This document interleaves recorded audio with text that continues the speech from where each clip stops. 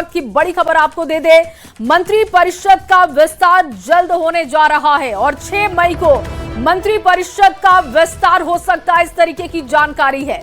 बिहार की सम्राट सरकार में मंत्रियों का कोटा कैसा होगा, ये अब आपके सामने रख रहे हैं। 16-16 का फॉर्मूला हो सकता है, बीजेपी जेडीयू का कोटा ऐसा हो सकता है 16-16 के फॉर्मूले पर, जबकि 4 सीट में एलजेपी, आरबी, आरएलएम, हम का कोटा होगा।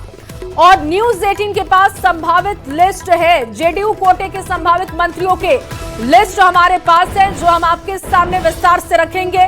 कैबिनेट विस्तार को लेकर यह खबर आपको दे रहे हैं, जेडीयू कोटे के संभावित मंत्री और उनके नाम अब आपके सामने रख रहे हैं। देखिए, श्रवण कुमार, अशोक चौधरी, लेसी सिंह, मदन सहनी, जमा खां, सुनील कुमार, ये तमाम वो नाम है जिनको जिम्मेदारी दी जा सकती है। शीला मंडल का नाम है, रत्नेश सदा का नाम, बुलो मंडल का नाम भी इसमें है और इसके अलावा जयंत राज या भगवान सिंह कुशवाहा को भी जिम्मेदारी मिल सकती है। ये जेडीयू कोटे के जो नेता हैं उनके नाम हम आपके सामने रख रहे हैं और इसी तरीके से एक एक करके बीजेपी और इसके बाद जो घटक दल हैं उनके नेताओं के नाम भी रखेंगे। देखिए, रामकृपाल यादव का नाम भी है। अब देखिए, बीजेपी मंत्रियों की संभावित लिस्ट क्या होगी, तो विजय सिन्हा का नाम है, मंगल पांडे का नाम, यानी कि एक बार माना जा रहा है कि फिर से इनकी जिम्मेदारी वही हो सकती है या जिम्मेदारियां बदली जाएंगी, लेकिन मंत्री पद मिल सकता है। रामकृपाल यादव का नाम है, दिलीप जायसवाल का भी नाम इस कोटे में है और इसके अलावा श्रेयसी सिंह, क्योंकि अभी तक वो पिछले कार्यकाल में भी देखिए वो अपना जिम्मेदारी अपनी संभाल रही थी खेल मंत्री के तौर पर, उनकी जिम्मेदारी भी हो सकती है मंत्री पद के लिए। संगीता कुमारी का नाम भी है, रमा निषाद का भी इसमें नाम है और ये बीजेपी मंत्रियों की संभावित लिस्ट हम आपके सामने रख रहे हैं। प्रमोद कुमार चंद्रवंशी का नाम भी इस लिस्ट में बताया जा रहा है। अरुण शंकर प्रसाद का नाम भी है और इसके अलावा आपको बताते चले कि संजय सिंह टाइगर, जिनके पास पहले भी जिम्मेदारी थी, माना जा रहा है एक बार फिर से जिम्मेदारी मिल सकती है मंत्री पद की। विजय कुमार सिन्हा का नाम, मंगल पांडे का नाम, यानी कि वही अनुभवी चेहरे और कॉम्बिनेशन वही रखा जाएगा, युवा चेहरा और इसके अलावा अनुभवी नेताओं को तरजीह दी जाएगी। अब देखिए, जो घटक दल है उनकी तरफ से भी हम आपको जानकारी दे रहे हैं कि कौन कौन हो सकते हैं जिनको मंत्री पद मिल सकता है। जेपीआरबी से संजय पासवान का नाम बताया जा रहा है, हम से संतोष सुमन, आरएलएम से दीपक प्रकाश, जो पहले भी पंचायती राज मंत्री के तौर पर जिम्मेदारी संभाल रहे थे और एक बार फिर से माना जा रहा है कि जिम्मेदारी उनको मिल सकती है कैबिनेट विस्तार में। अलग अलग तरीके की प्रतिक्रियाएं भी आ रही हैं, बयान आपके सामने रखते हैं।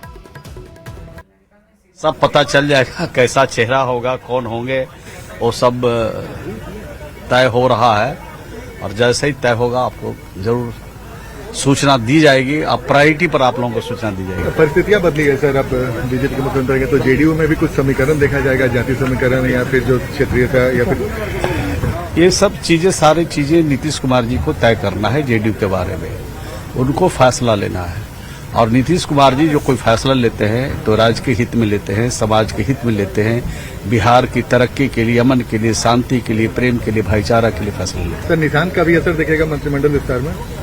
अब तो आगे क्या होता है आगे बताएंगे आपको। भारतीय जनता पार्टी में कार्यकर्ता ही और सर्वोपरि है, हमारी विचारधारा सर्वोपरि है और निश्चित रूप से भारतीय जनता पार्टी जब भी किसी को मंत्री बनाती है, आपने देखा पूर्व में भी लिस्ट, हमारे पार्टी के कार्यकर्ता जो विधायक या विधान पार्षद चुन के आए तो उनको बनाया गया है।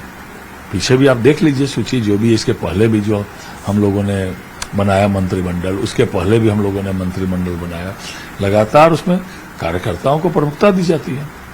मई के पहले हफ्ते में मुख्यमंत्री सम्राट चौधरी अपने मंत्रिमंडल का विस्तार कर सकते हैं, जिसको लेकर सियासी हलचल बेहद तेज हो गई है और खबर है कि मई के पहले हफ्ते में जब सम्राट मंत्रिमंडल का विस्तार होगा तो उसमें कौन कौन से चेहरे शामिल होंगे, इस पर तमाम सियासी निगाहें टिकी हुई है। फिलहाल अभी मंत्रिमंडल में मुख्यमंत्री सम्राट चौधरी और 2 डिप्टी सीएम विजेंद्र यादव और विजय चौधरी मौजूद हैं और नजरें सबसे ज्यादा बीजेपी और जेडीयू की लिस्ट पर टिकी हुई है। लेकिन जेडीयू के सूत्र बता रहे हैं कि जेडीयू में अधिकांश पुराने मंत्री ही रिपीट किए जाएंगे, जिनका नाम संभावित तौर पे जो सामने आ रहा है वो इस तरीके से है: श्रवण कुमार, अशोक चौधरी, लेसी सिंह, मदन सहनी, जमा खां, सुनील कुमार, शीला मंडल, रत्नेश सदा, बुलो मंडल, जयंत राज या भगवान सिंह कुशवाहा।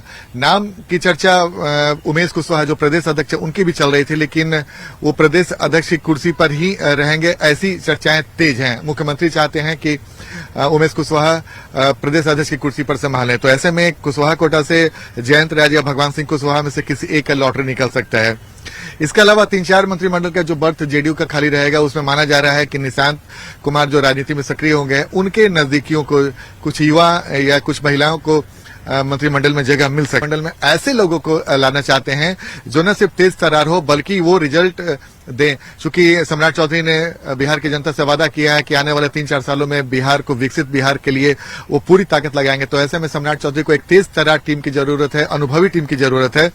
और जो नामों की चर्चा चल रही है, विजय कुमार सिन्हा जो पिछले बार डिप्टी सीएम थे लेकिन इस बार डिप्टी सीएम की संभावना नहीं है, उनके नाम की भी चर्चा है कि वो मंत्रिमंडल में शामिल किए जा सकते हैं। लेकिन फिलहाल तस्वीर पूरी तरीके से साफ नहीं है, लेकिन माना जा रहा है कि वो उन्हें भी मंत्रिमंडल में जगह मिल सकती है। मंगल पांडे बीजेपी के बेहद अनुभवी नेता हैं, उन्हें भी जगह मिल सकता है। रामकृपाल यादव पूर्व केंद्रीय मंत्री हैं और अभी फिलहाल पिछले मंत्रिमंडल में भी मंत्री थे, उन्हें भी जगह मिल सकता है। दिलीप जायसवाल, उन्हें भी मिल सकता है। श्रेयसी सिंह, लखेंद्र पासवान, रमा निषाद, प्रमोद कुमार चंद्रवंशी, अरुण शंकर प्रसाद, संजय सिंह टाइगर, संगीता कुमारी को जगह मिल सकता है।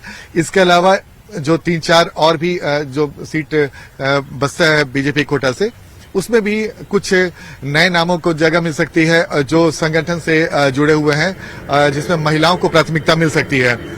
वही एनडीए के जो 2 और 3 सहयोगी हैं, उसमें आरएलएम से दीपक प्रकाश को जगह मिल सकती है। लोजपा से संजय सिंह और जो संजय पासवान हैं जो पहले से भी मंत्री हैं, उन्हें भी लोजपा रिपीट कर सकती है। और हम पार्टी से संतोष मांझी को एक बार फिर से मंत्रिमंडल में जगह मिल सकता है। अंतिम समय में इसमें कुछ फेरबदल हो सकती है, लेकिन